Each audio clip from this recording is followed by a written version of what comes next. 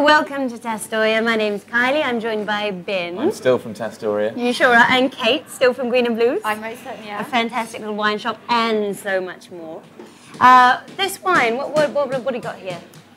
Well, we've got a Grenache here from a producer called Domaine Gayda, also down in southern France, in Languedoc. This is in conversion, which means that they are converting their vineyards from conventional viticulture to organic viticulture. Good, good. They're not using chemicals anymore, but it takes a while for... Because of everything in the soil. Exactly, to purify itself.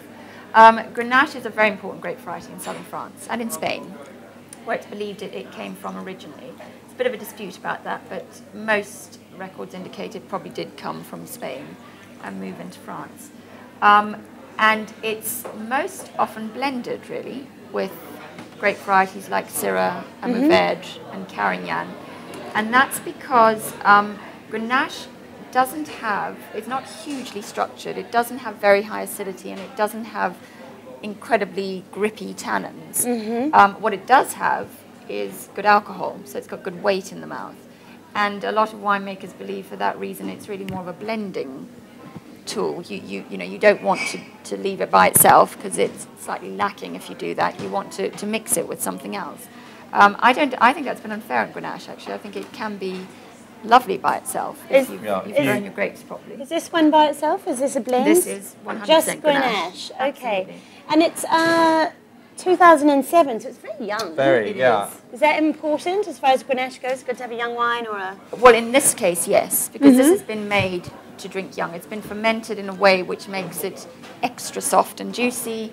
And so, yeah, you need to drink this as quickly as you possibly can. And this is like a light body, or I mean, it looks quite light, or is it medium body? Like, this is one fit of the interesting grape varieties where the body, so the weight in the mouth, is actually relatively heavy because it's relatively high alcohol. This is 13.5%, but it's very soft in the mouth. So if you have a sip, hopefully you'll know exactly what I mean, Kylie. It's not light on the tongue, but it doesn't grip. It doesn't have that sharp edge. It's not holding on to. It's kind of like a gentle coating in my mouth, as opposed to punching its way in and out. Yeah. You will find also that it reveals itself as it comes through the door.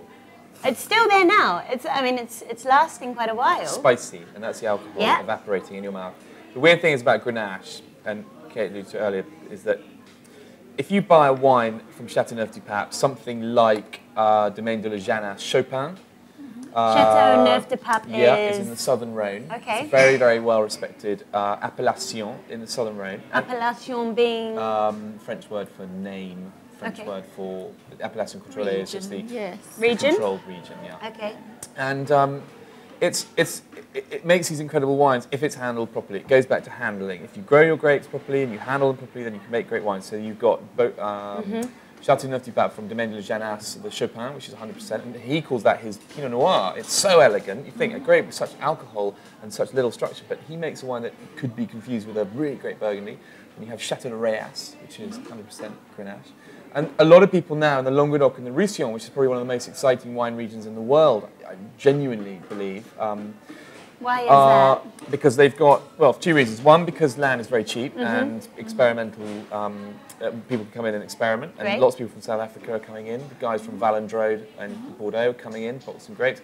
Charles Back from South Africa, who makes Goats du Rhôme and Fairview Estate, is rumoured to be buying 100 hectares in this area.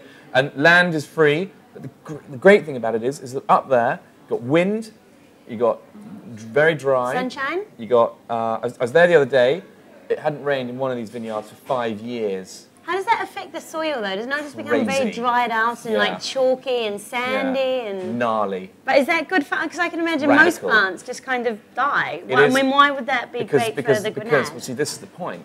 And this is the crux of the matter. Imagine that this table is the gnarly soil of Roussillon.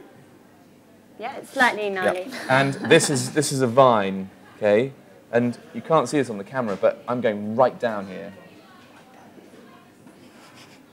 And wine tasting for children. I don't know why I'm doing this. You can't see what I'm doing. And actually, only I can see what I'm doing. Do you know what you're doing? Are we going somewhere with this? And so the roots go right down. There's no water on the top. There never is. So the grapes go right down, right down, right down. The wine fruits go right down, and then eventually they find some water at the bottom. And some of the soil there is schist or slate, and it rises vertically. So the roots actually go down the slate. How far down are we talking? A mile, 20 feet, 30 feet. I mean, seriously massive. Because the other factor is that the vines are old. Okay. They were all planted hundreds of years ago.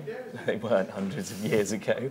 About, on average, 40, 50, 60 years ago, you find 80-year-old Carignan planted up there, which was all being ripped out, but is now being reserved and restored and looked after and treated properly.